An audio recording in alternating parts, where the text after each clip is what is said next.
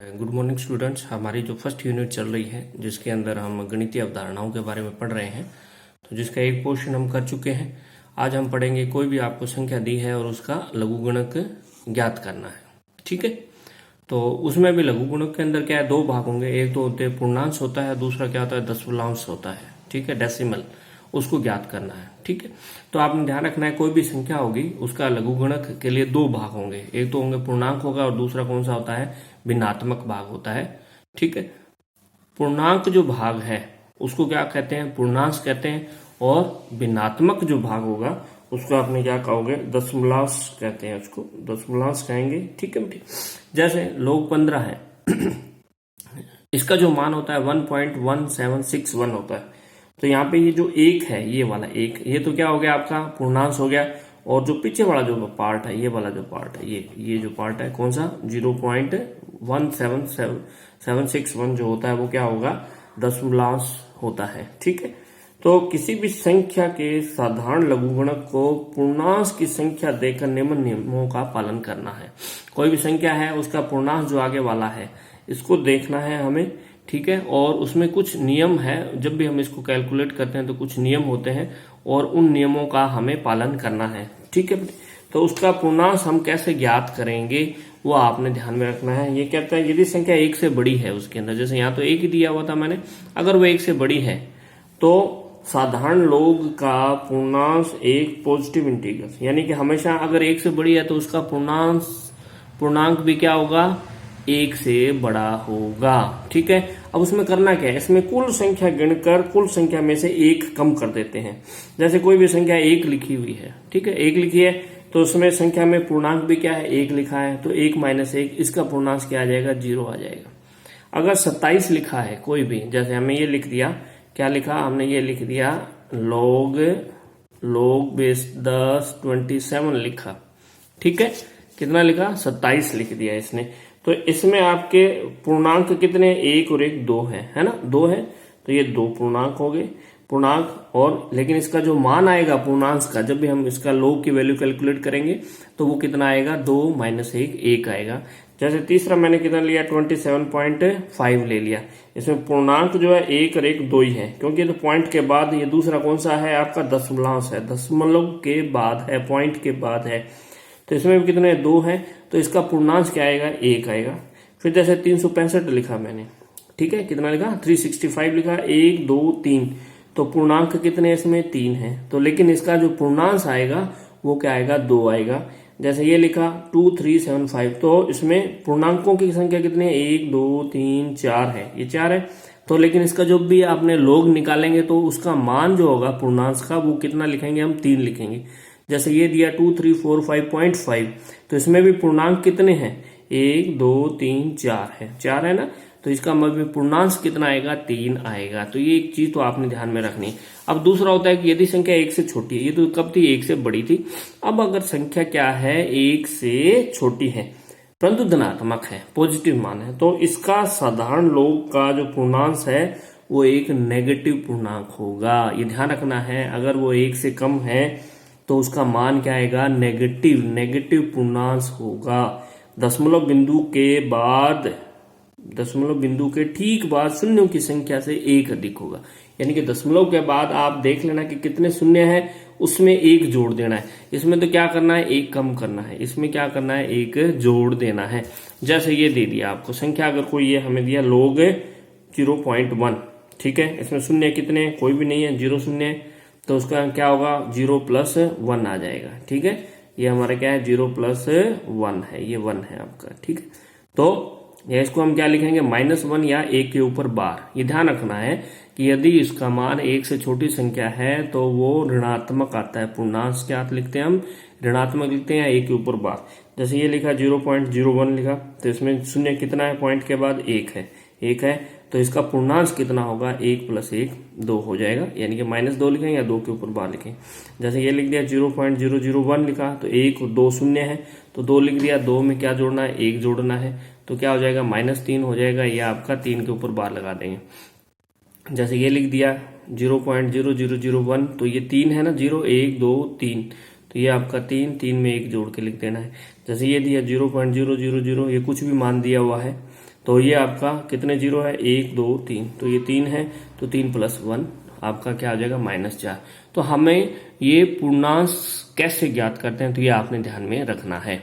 ठीक है, तो ये तो हो गया हमें पूर्णांक का। अब हम उसके अंदर देखते हैं कि पॉइंट के बाद वाला अगर हो तो उसको हम लोग जो है वो कैसे निकालते हैं। ठीक है, अब किसी संख्या के लोग के दशमलव जो है आपका डेसिमल को ज्ञात करने के लिए लॉग टेबल का यूज किया जाता है। ठीक है, अब जो लॉग टेबल होती है उसके अंदर क्या है, हॉरिजॉन्टल और वर्टिकल खाने बने होते हैं। ठीक है, सारणी में हॉरिजॉन्टल खाने में क्या होगा, 0 से 9 तक खाने होते हैं, और उसी के आगे क्या होगा, भाग में, उसी के आगे के भाग में 1 से 9 तक खाने होते हैं। तो ध्यान रखना है, इसके अंदर लॉग टेबल हमारी दी होती है। मैं आपको दिखा रहा हूं इसके अंदर लॉग टेबल के अंदर। ठीक है, तो लॉग टेबल हम अभी देखेंगे कि इसके अंदर कौन कौन से आपके भाग होते हैं। ठीक है, ये लॉग टेबल है, मैं अभी आपको इसके अंदर दिखा रहा हूं। तो ये देखिए, ये हमारी लॉग टेबल है, ये देखिए।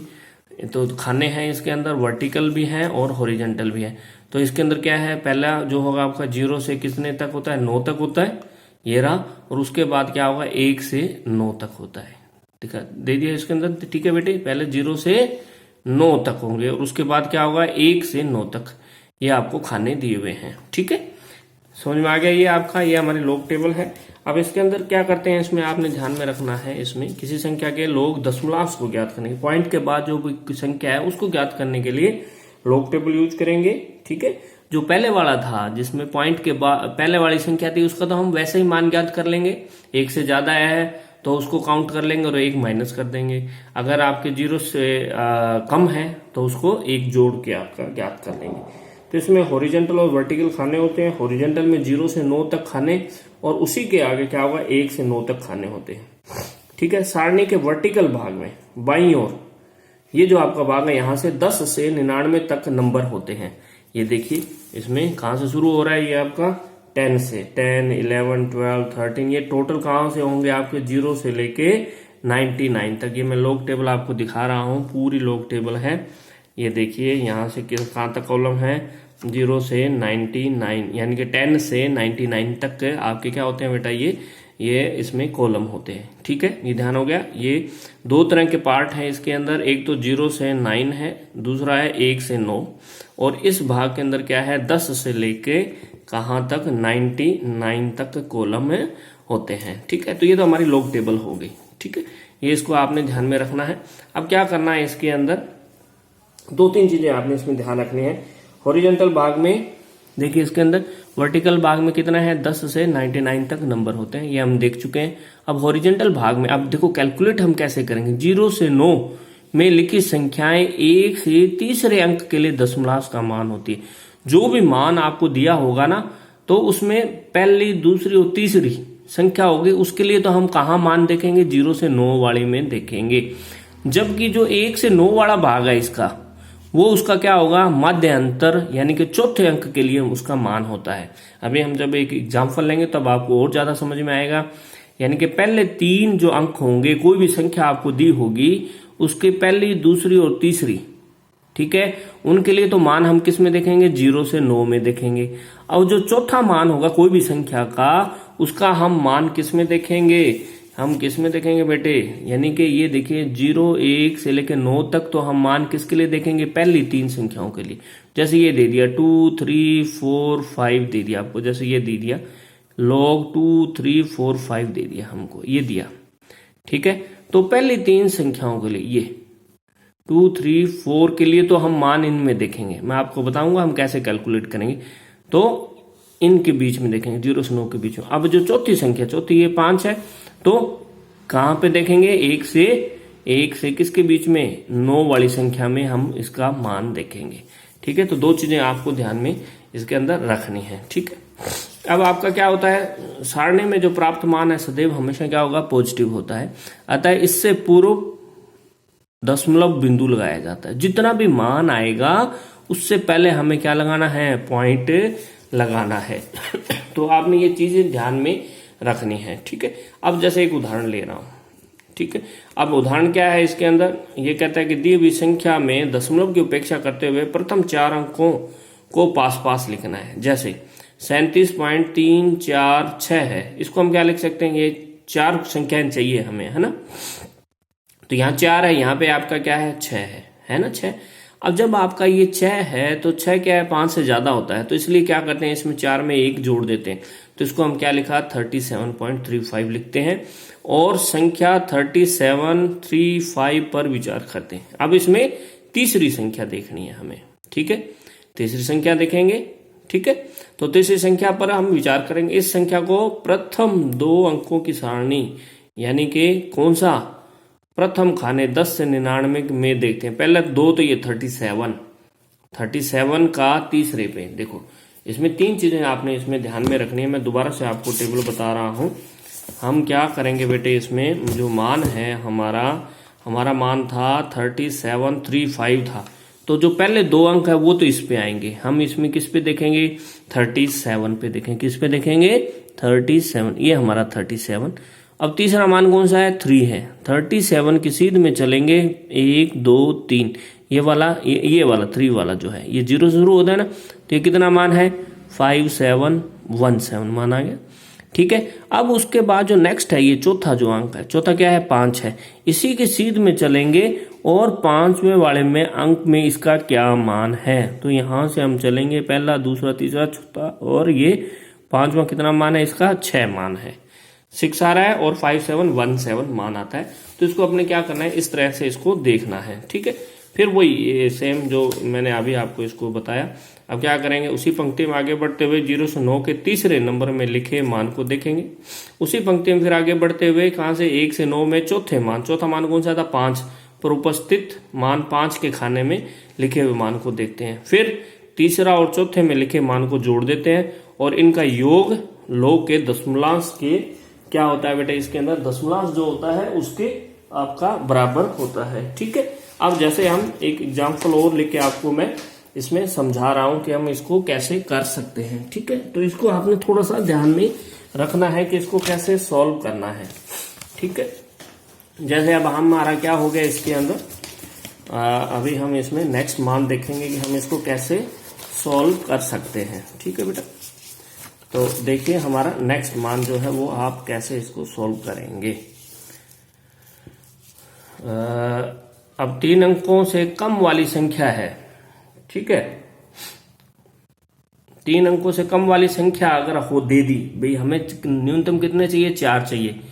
अब अगर उसे 3 वाली कम दे दी तो उसमें क्या करेंगे हम एक शून्य लगा देंगे। शून्य लगाने के बाद टोटल 4 हो जाएंगे और उसका दशमलव ज्ञात कर लेंगे। जैसे 1 दे दिया, लोग 2 दे दिया, 3 दे दिया, 5 6 7 8 9 को क्रम से क्या लिख लेंगे 10 लिख लेंगे, 20 लिख लेंगे, 30 लिख लेंगे, 40 50 60 70 80 90 मानकर शून्य पर दशमलव देखते हैं। अतः 7 70 7000 सभी संख्याओं के दशमलव क्या होंगे आपके समान आएंगे, लेकिन अंतर किसमें होगा जैसे पूर्णांक के अंदर ही अंतर होगा, ठीक है। अब जैसे एक चीज और मानते हैं 37.346 का पूर्णांक और दशमलव ज्ञात करने।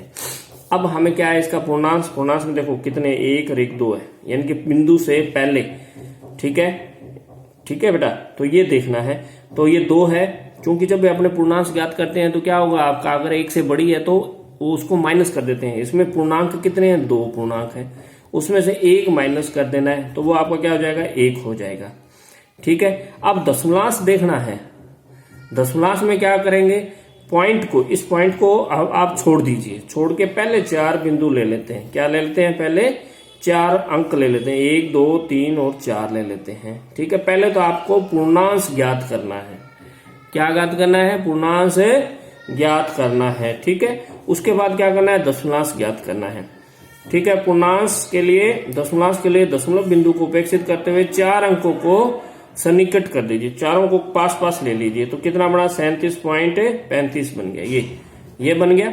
अब 37 का 3 पे ये देखा 37 लिया, उस कॉलम में चले गए, 37 का 3 पे मान मैंने आपको पहले बताया था इतना आया था।